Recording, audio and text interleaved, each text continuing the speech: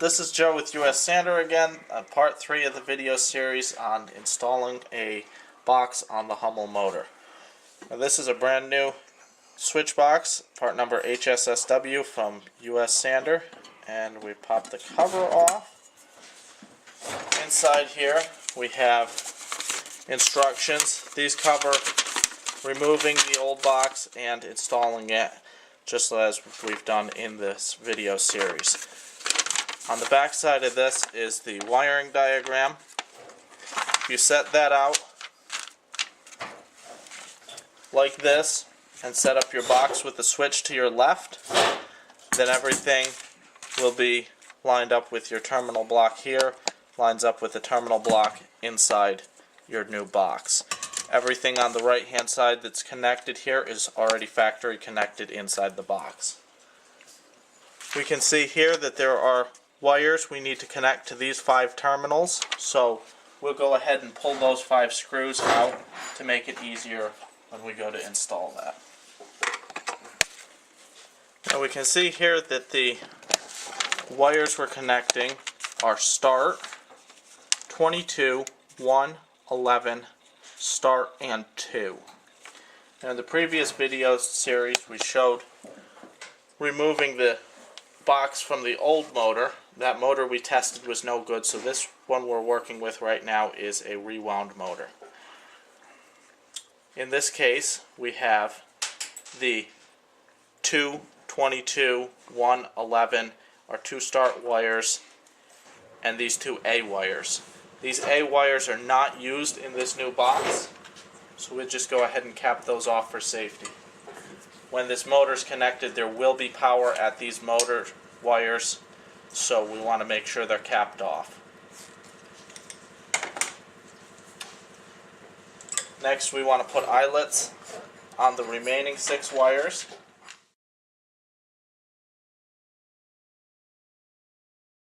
You'll most likely have 2 additional very small wires, as we did on this original motor. These 2 small wires are used for the safety circuitry. They're actually originally connected to a very small thermal fuse inside the motor. Typically that thermal fuse, which you can see right here, this one came out of this motor when it was rewound. They usually don't reuse them because they don't survive when the motor burns up. So there's no place to connect that in the new box. If you have a motor rewound, you will not have that connected. If you have that on yours, just cut those wires off. You don't need them. If you had a rubber gasket on your original motor, you want to reuse that. If not, it's not a big deal. It just helps to isolate it from a little bit of vibration. There's 4 screws that hold this box in place.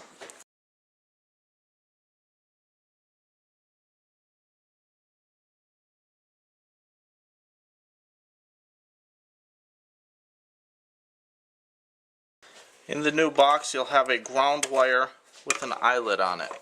That gets connected with this motor screw here. If you don't do that, your box will not be properly grounded, so make sure you get that wire connected on this screw.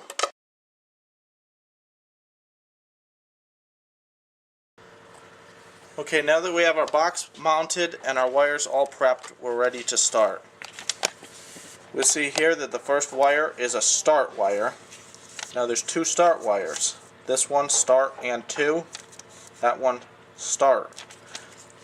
This start wire will typically be labeled 2. In this case it's 2C.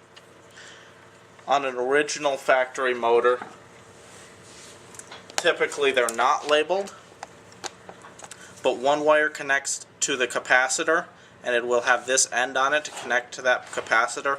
That's this top start wire. This second start wire was connected to the switch. We labeled it 2 when we disconnected it. That's this start wire that gets connected with number 2 wire. So for our top wire, we're going to take the start wire that is not labeled 2 and connect that to the top terminal.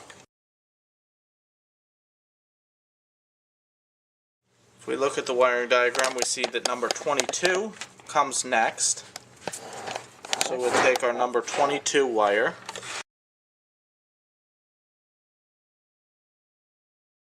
the third wire is number 1.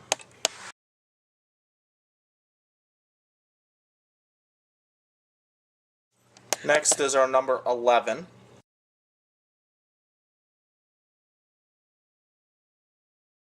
And last, our remaining start wire and the number 2 get connected on our 5th terminal.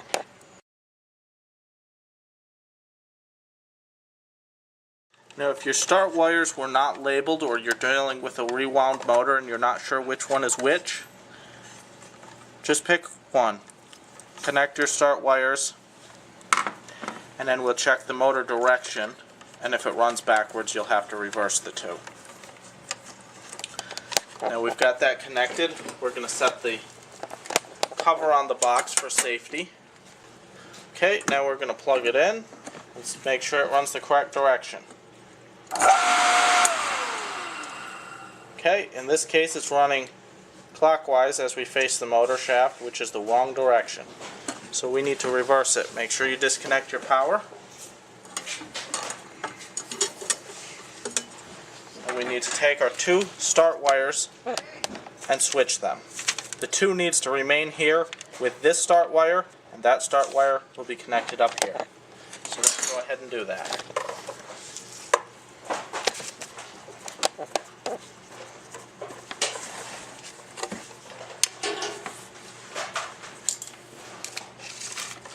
So we disconnect our first start wire, set it aside.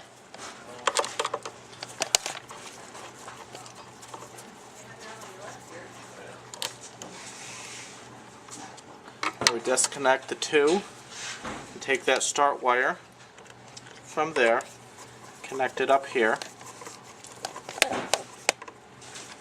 Take the start wire we set aside. We'll connect that down with the 2.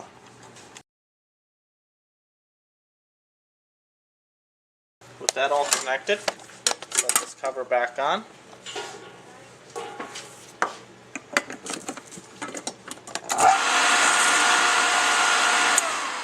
Now our motor runs the correct direction.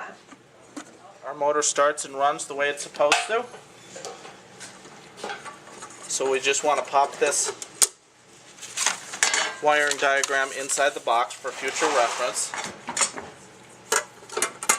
and we can screw the lid on.